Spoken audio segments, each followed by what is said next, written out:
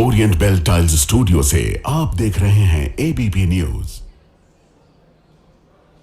नमस्कार, मैं हूं आपके साथ चंदन सिंह। एबीपी न्यूज में आपको दिखाएंगे आज की बड़ी खबर। सबसे पहले बात करेंगे कोलकाता में फुटबॉल फैंस के साथ हुए सबसे बड़े धोखे की, ममता सरकार के उस मिसमैनेजमेंट की जिसने पूरी दुनिया के खेल प्रेमियों के बीच भारत की इमेज को खराब करने का काम किया है। अर्जेंटीना के स्टार फुटबॉलर हैं लियोनेल मेसी। 14 साल बाद भारत आए हैं। मेसी यूनिसेफ के ब्रांड एम्बेसडर हैं। इसके तहत भारत में GO80 इंडिया टूर कर रहे हैं। मेसी के इंडिया टूर की शुरुआत कोलकाता से हुई। शुरुआत भी ऐसी हुई कि देश और दुनिया ममता सरकार की मेजबानी या यूं कहें कि बदइंतजामी देखती रह गई। मेसी के पहले ही शो में भयंकर मिस हो गया।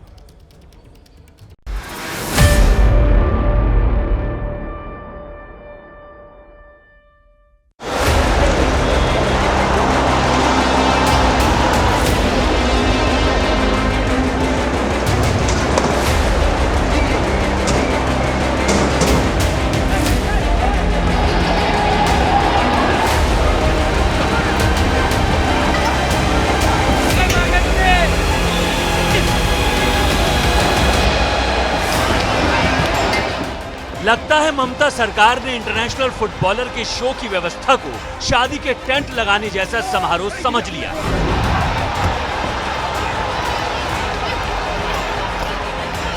लगता है कि ममता सरकार एक शादी का टेंट लगाने और एक ग्रेट फुटबॉलर का शो कराने में कोई अंतर नहीं समझती। दोनों की व्यवस्था को एक जैसा ही समझती है। सोचती है कि बस इतने से, ऐसा करने से हो जाएगा। ममता सरकार ने शायद मेसी जैसे दिग्गज फुटबॉलर के इवेंट को हल्के में ले लिया। इवेंट में जुटने वाली भीड़ का अंदाजा नहीं लगाया। इसके बाद क्या होता है वही होता है जो कोलकाता के सॉल्ट लेक स्टेडियम में हुआ। सॉल्ट लेक स्टेडियम में फुटबॉलर लियोनेल मेसी का शो था। मेसी आए, करीब 22 मिनट तक फैंस के साथ रूबरू हुए और स्टेडियम से निकल गए। फैंस ने सोचा बस हो गया। फैंस ने 5,000 से लेकर 10,000 और किसी ने तो 22,000 रुपए तक में टिकट खरीदा था। इतना महंगा टिकट खरीदने के बाद भी लोगों को मेसी की झलक तक नहीं मिली। बस फिर क्या था, आयोजकों की बदइंतजामी और ममता सरकार के लापरवाह रवैये पर फैंस के गुस्से की किक पड़ने लगी। इधर मेसी निकले और उधर फैंस ने स्टेडियम में तोड़फोड़ शुरू कर दी। बोतलें फेंकी जाने लगी, कुर्सियां उछाली जाने लगी, स्टेडियम में लगे टेंट तक उखाड़कर फेंक दिए गए। कुछ फैंस तो मेसी के होटल के बाहर जमा हो गए और वहां भी जमकर हंगामा किया। मेसी के होटल के बाहर से फैंस को खदेड़ने के लिए पुलिस को हल्का बल प्रयोग करना पड़ा।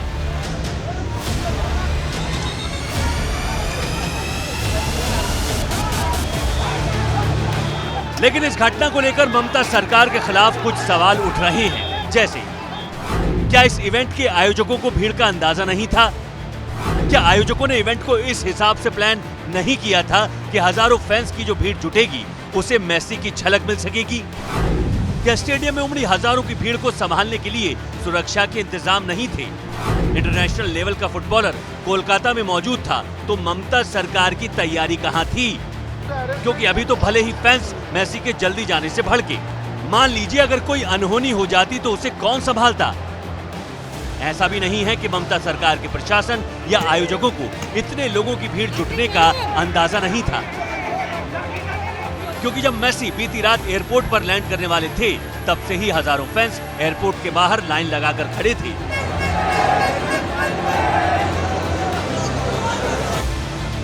मेसी ने सुबह 11 बजे अपनी 70 फीट ऊंची स्टैचू का उद्घाटन किया।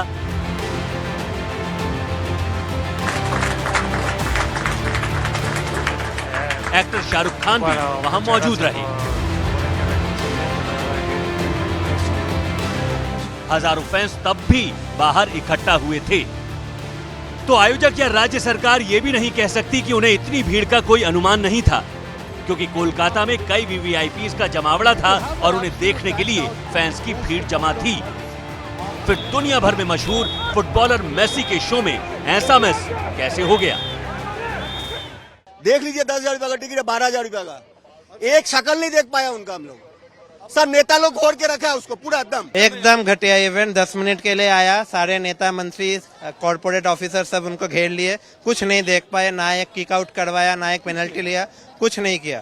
पूरा शिट था, बहुत घटिया, बहुत खराब, बहुत कुछ भी नहीं देख पाया, पूरा स्कैम था, पूरा स्कैम, पूरा वेस्ट टाइम का वेस्ट था, पूरा मनी भी वेस्ट था, पूरा सब कुछ वेस्ट। इतना पैसा खर्च करके लोग दूर दूर से आए हैं और ये हम लोगों को देखने को मिला। हम लोग एग्जिट गेट पे थे, उसीलिए थोड़ा झलक मिला और इतना मॉब था मीडिया और वीआईपी के साथ, बहुत बुरा। गोट शो में युवा भारती क्रीड़ांगन में लियोनेल मेसी आने वाले थे, यहाँ माठ के प्रदर्शन करने वाले थे, एक पेनल्टी शॉट भी मारने वाले थे, पर कुछ भी नहीं हुआ क्योंकि उसको आसपास इतने लोग मच गए कि लियोनेल मेसी का दर्शन ही नहीं मिला। और उसके बाद ही यहाँ लोग यहाँ काफ़ी क्षुब्ध हो गए और उसके बाद ये तोड़फोड़ मची। यहाँ जो गैलरी है, कई सारे सीट यहाँ से उखाड़ दिया गया हुआ है और सीटें उधर कर फेंक दिया गया है। माठ के अंदर सीटें पड़ी है, माठ के अंदर जो एस्टेब्लिशमेंट था वो तोड़फोड़ कर दिया गया है। जो गोल पोस्ट था वहाँ का नेट भी अभी वहाँ पर नहीं है और बहुत सारे लोग यहाँ, कहीं आग जला दिया गया, कहीं पुलिस से हाथापाई हुई। पुलिस ने इवेंट ऑर्गेनाइजर शताद्रु दत्ता को गिरफ्तार कर लिया है। पुलिस की तरफ से कहा गया है कि सभी दर्शकों के टिकट का पैसा रिफंड किया जाएगा।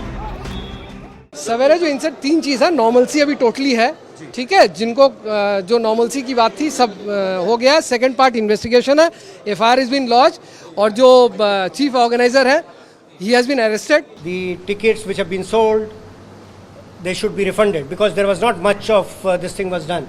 Now the situation is right now under control. जैसे ही सॉल्ट लेक स्टेडियम में यह हंगामा हुआ, चंद मिनटों बाद ही मुख्यमंत्री ममता बनर्जी ने पोस्ट किया, क्योंकि ममता बनर्जी को भी इस प्रोग्राम में शामिल होने के लिए जाना था। ममता बनर्जी ने इस हंगामे पर माफी मांगी, एक्स पर लिखा, आज सॉल्ट लेक स्टेडियम में हुई अव्यवस्था देखकर मैं बहुत परेशान और हैरान हूँ। मैं हजारों खेल प्रेमियों और फैंस के साथ इवेंट में शामिल होने के लिए स्टेडियम जा रही थी, जो अपने पसंदीदा फुटबॉलर मेसी की एक झलक पाने के लिए इकट्ठा हुए थे। मैं इस दुर्भाग्यपूर्ण घटना के लिए मेसी, साथ ही सभी खेल प्रेमियों और उनके फैंस से दिल से माफी मांगती हूँ। तो क्या ममता सरकार का सिर्फ माफी मांगना काफी है? सरकार की बदइंतजामी की वजह से देश की अंतर्राष्ट्रीय स्तर पर जो बदनामी हुई है, उसकी भरपाई कैसे होगी? एक इंटरनेशनल फुटबॉलर के शो में अव्यवस्था का जो मंजर दिखा है, उसका जवाब कौन देगा? ऑल इंडिया फुटबॉल फेडरेशन ने कहा है कि फेडरेशन आज हुई घटनाओं से बहुत चिंतित है, जहां हजारों फैंस दुनिया के football star Lionel Messi, Luis Suarez और रॉड्रिगो डी पॉल को देखने के लिए इकट्ठा हुए थे। ये एक पीआर एजेंसी द्वारा आयोजित प्राइवेट इवेंट था। फेडरेशन इस आयोजन, प्लानिंग या एग्जीक्यूशन में किसी भी तरह से शामिल नहीं था। इसके अलावा इवेंट की डिटेल्स ना तो फुटबॉल फेडरेशन को बताई गई और ना ही फेडरेशन से कोई मंजूरी ली गई। अब ये बताइए कि ममता सरकार इतने बड़े फुटबॉलर की मेजबानी कर रही है और इसके बारे में ऑल इंडिया फुटबॉल फेडरेशन को ही कोई जानकारी नहीं है, तो क्या इस हंगामे और अव्यवस्था के लिए ममता सरकार जिम्मेदार नहीं है? बीजेपी तो यही सवाल पूछ रही है।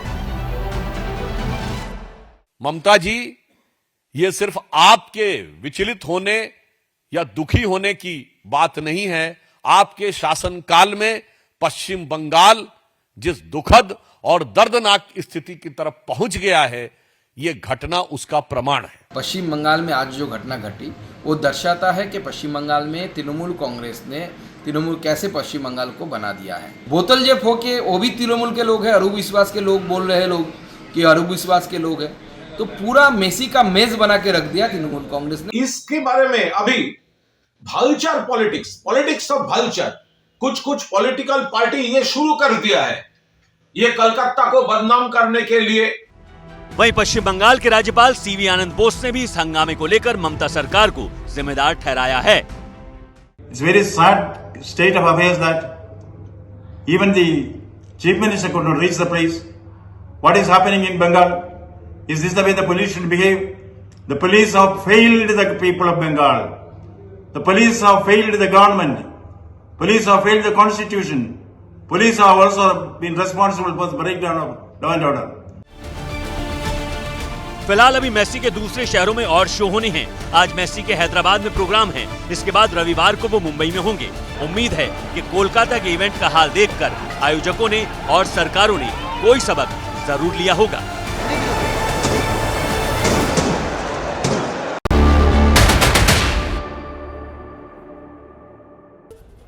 बिहार के नवादा में मोहम्मद अतर हुसैन को पीट कर मार दिया गया। मारने से पहले मोहम्मद अतर हुसैन के साथ जो दरिंदगी की गई आप सुनेंगे तो सिहर उठेंगे। मौत से पहले का अतर हुसैन का एक वीडियो हमारे पास है। इस वीडियो में मरने से पहले अतर हुसैन ने जो बताया उसे सुनकर बिहार की नई सरकार को शर्म से डूब मरना चाहिए। नई सरकार में कानून व्यवस्था की कमान डिप्टी सीएम सम्राट चौधरी के पास है। सम्राट ने कहा था कि कानून तोड़ने वालों को सुधरना होगा या फिर बिहार छोड़ना होगा, लेकिन इनकी इस चेतावनी को अपराधियों ने कैसे पिलास से काट कर फेंका है, इस एक्सक्लूसिव रिपोर्ट में आपको दिखाते हैं। बोला मेरा नाम मोहम्मद अतर हुसैन है, बोले नीचे उतार। समझे हैं, हम नहीं उतारे थे, ज़बरदस्ती हमको नीचे उतारा गया। मेरा पॉकेट चेक किया, पैसा पूरा निकाल लिया। वहाँ पर भी हमको मारपीट किया। पेट्रोल छींटने के बाद लोहा को गर्म करके मेरे में पूरे शरीर में दागा। कोई लाठी से मार रहा है, उसके बाद कोई रड से मार रहा है, कोई पिलास मेरा कान को कतरा।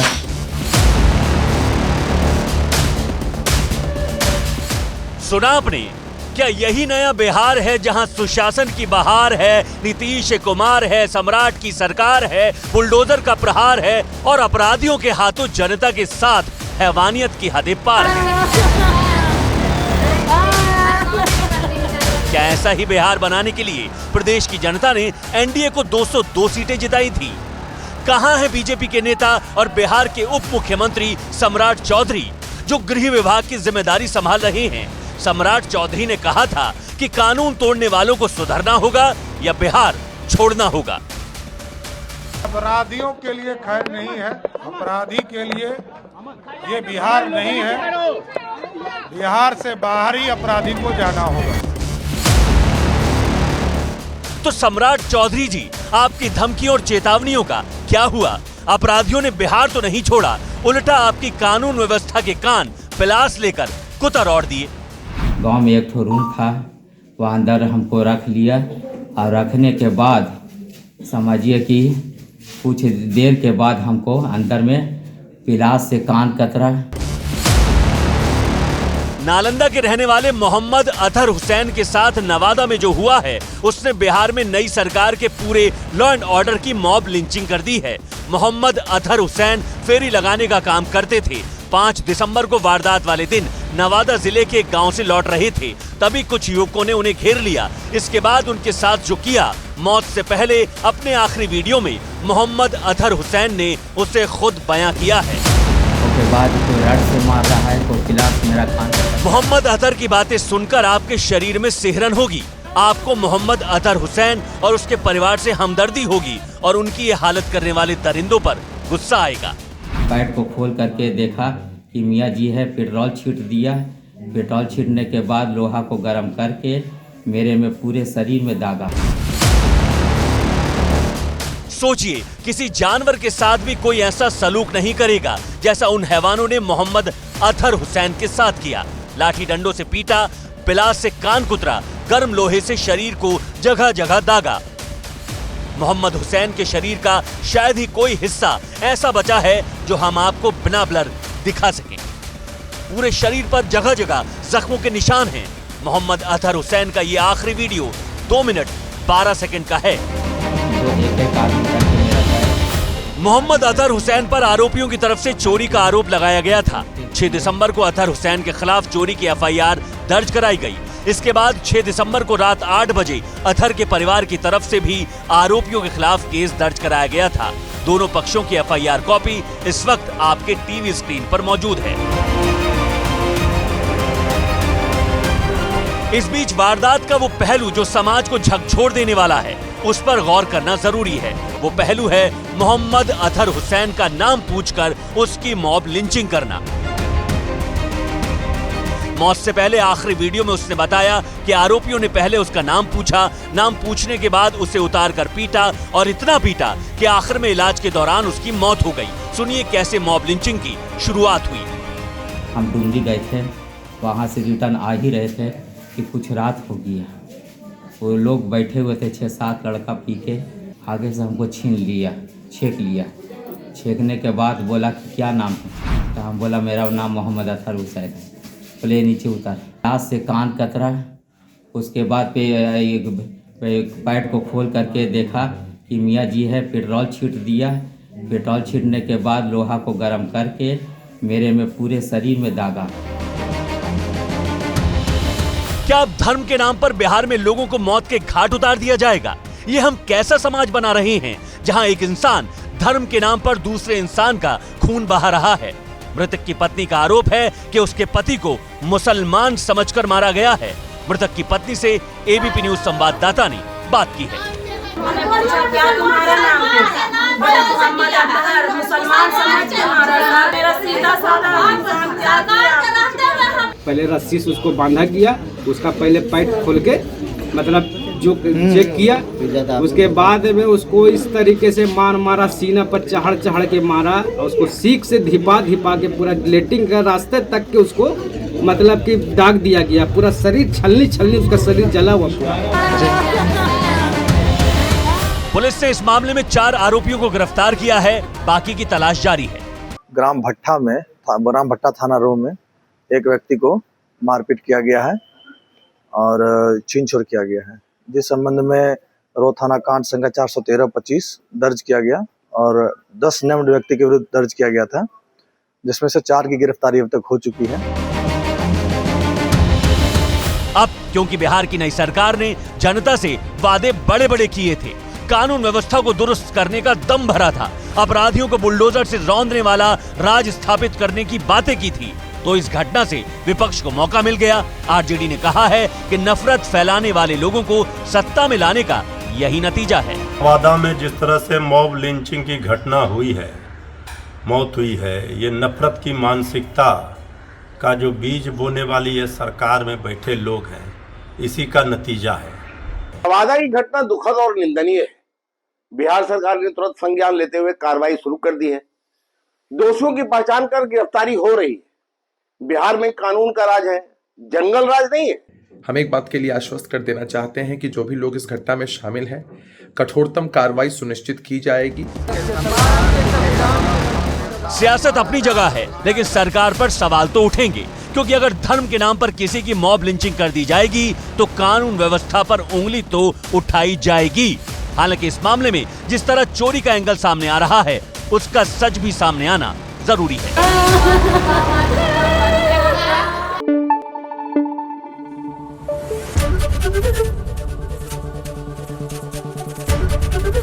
एबीपी न्यूज आपको रखे आगे।